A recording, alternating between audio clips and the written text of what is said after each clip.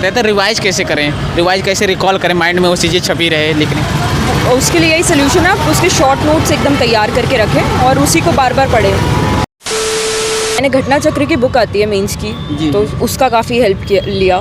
फिर मेरे सारी, जैसे मैंने अरिहंत की बुक थी यूपी स्पेशल, वो पढ़ी थी। देन इंटरनेट का काफ़ी यूज़ किया था। तो प्रीलिम्स के लिए तो यही स्ट्रैटेजी है कि मिनिमम रिसोर्सेज होना चाहिए, उसको मल्टीपल टाइम आप रिवाइज़ करें। जी बढ़िया सपने देखिए और उसको पूरा करने के लिए लग जाइए।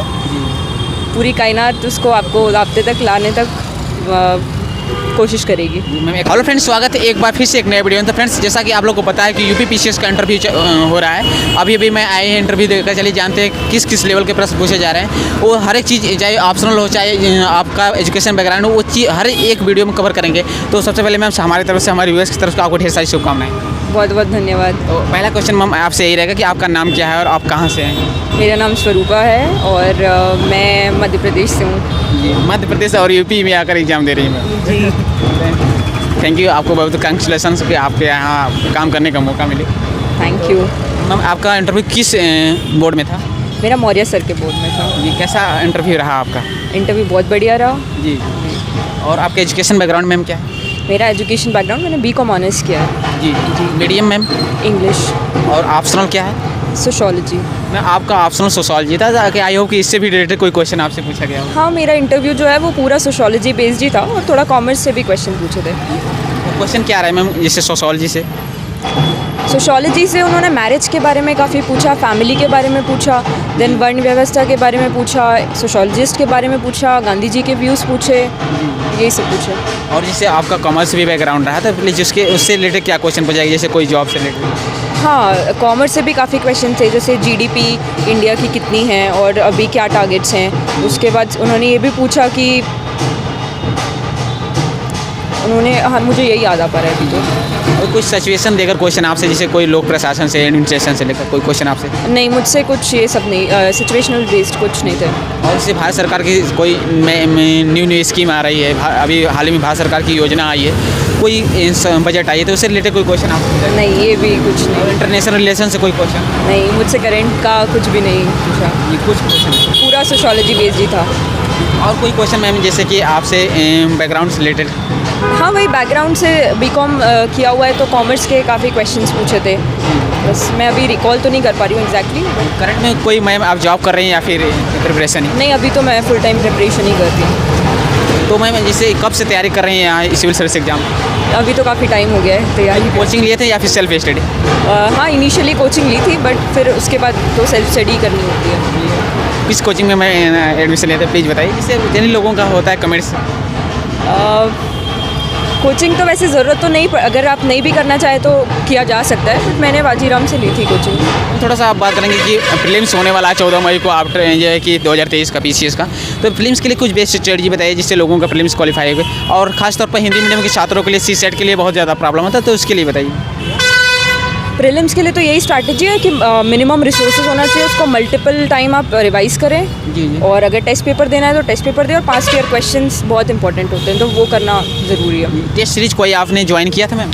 मैंने तो नहीं की थी, पर इंसान अगर करे तो बेहतर है उसके लिए। यूपी स्पेशल के लिए आपने क्या पढ़ा था, जिससे यूपी स्पेशल भी इसमें वेरी इंपॉर्टेंट है? यूपी स्पेशल प्रीलिम्स में तो ज़्यादा काम नहीं करता, but for mains it is very important. तो यूपी स्पेशल की बुक आती है बहुत सारी, जैसे मैंने अरिहंत की बुक थी यूपी स्पेशल, वो पढ़ी थी। देन इंटरनेट का काफ़ी यूज़ किया था, तो इंटरनेट का यूज़ करके आप यूपी स्पेसिफिक कर सकते हैं। इसके अलावा भी जो बुकें आपने जैसे जीएस के लिए पढ़ा था, साइंस स्टेट इन्वायरमेंट के लिए, तो क्या क्या चीज़ें आपने पढ़ा था? मैंने घटना चक्र की बुक आती है मेंस की, तो उसका काफ़ी हेल्प लिया। फिर मेरे यूपीएससी के नोट्स तो उसका भी काफ़ी हेल्प लिया। जो घटना चक्र में आती है तो केवल मंथली जो आती है वो, कि या फिर एनुअली आती है वो? मैंने तो जो उसकी जीएस का पोर्शन आता है, जैसे GS 4 के लिए, GS 3 के लिए, तो वो यूज़ किया था, वो काफ़ी हेल्पफुल था। अगर बात करें तो केवल घटना चक्र सफिशिएंट है?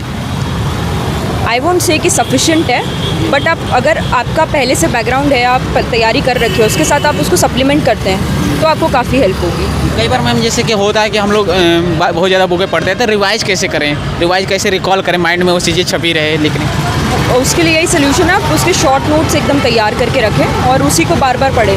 शॉर्ट नोट्स आपने बनाया था मैम? हाँ, मैंने हर चीज़ के लिए शॉर्ट नोट्स बनाए थे। हम जो जीएस के लिए स्टैंडर्ड बुकें हैं जैसे जी 1 2 3 4 अभी आपने बताया, तो उसके लिए बताइए क्या क्या आपने पढ़ाता है? जीएस के लिए तो जो भी सिलेबस में टॉपिक्स है वो सब कुछ ही पढ़ना है आपको, कुछ स्किप नहीं करके जा सकते, क्वेश्चन कहीं से भी आ सकते हैं, तो सिलेबस को फॉलो करना है। मैम जैसे कि मेंस एग्जाम होने से पहले जो प्रीलिम्स का होता है, तो मेंस का एग्जाम पहले से ही प्रिपेयर करते हैं, रोज एंसर राइटिंग करते हैं, या फिर प्रीलिम्स रिजल्ट आने के बाद है? वैसे तो पहले से ही किया जाता है, क्योंकि उसके बाद इतना कम टाइम होता है, इतना प्रेशर हो जाता है कि प्रैक्टिकली पॉसिबल नहीं होता करना। बट ऐसे भी कुछ लोग हैं जिनका कम टाइम इतना टाइम करके भी निकला है, तो बेहतर यही होगा कि आप पहले से प्रिपेयर कर लें। ऐसे राइटिंग का भी एक पेपर होता है मैम, तो ऐसे राइटिंग कई बार कमेंट्स में बच्चे करते हैं कि ऐसे के लिए कंटेंट कहाँ से कलेक्ट करें, तो कंटेंट उसका मतलब कोई बुक आती है या फिर जो आपने कैसे कलेक्ट किया है उसके लिखा था, प्रैक्टिस किया था कंटेंट के लिए? एस्से का कंटेंट आपको जीएस से ही मिलना है। जी जी। तो ज़्यादा इधर उधर के एस्से मुझे नहीं लगता कि भागने से कोई मतलब है। जस्ट जो आपने जीएस से अच्छे से तैयार कीजिए, उसमें जो आप फैक्ट्स और फिगर्स डालते हैं वो वहाँ सप्लीमेंट कीजिए, जो आपने चीज़ें वहाँ पढ़ी है उसको वहाँ पे लाइए। और बस पहले मैम जैसे यूपीएससी या एमपीपीएससी एग्जाम आप देती हैं? एमपीपीएससी हाँ दिया हुआ है, बट अभी चूँकि वहाँ रेगुलर रिक्रूटमेंट नहीं है तो सर थोड़ा दिक्कत है। और यूपीएससी मैम कहाँ तक पहुँची? यूपीएससी में सर अभी क्वालिफाई नहीं हो पाया है। कहाँ तक पहुँची मैम? इंटरव्यू दिए?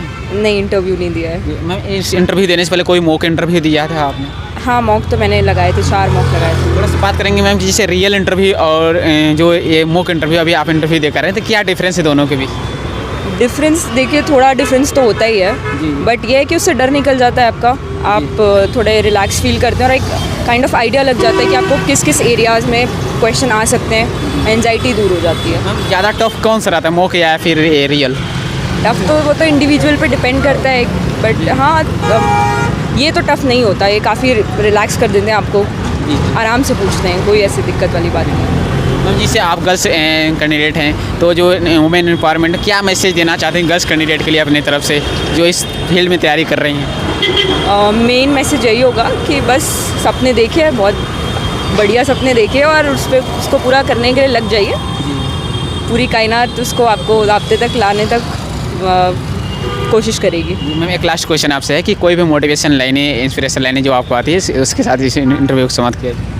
I would like to say victory belongs to the most tenacious. लेकिन ma'am all the best, I hope कि आपका STM की पोस्ट पर सिलेक्शन हो। Thank you so much. तो फ्रेंड्स फाइनली मैंने वो सारी चीज़ें इस इंटरव्यू में कवर किया। कोई भी क्वेरी तो कमेंट सेक्शन में जरूर बताइएगा, उससे रिलेटेड हम क्वेश्चन पूछेंगे। आई होप कि ये वीडियो आपको पसंद आ गया। चलिए मिलते हैं किसी नए वीडियो के साथ, तब तक के लिए जय हिंद, जय भारत।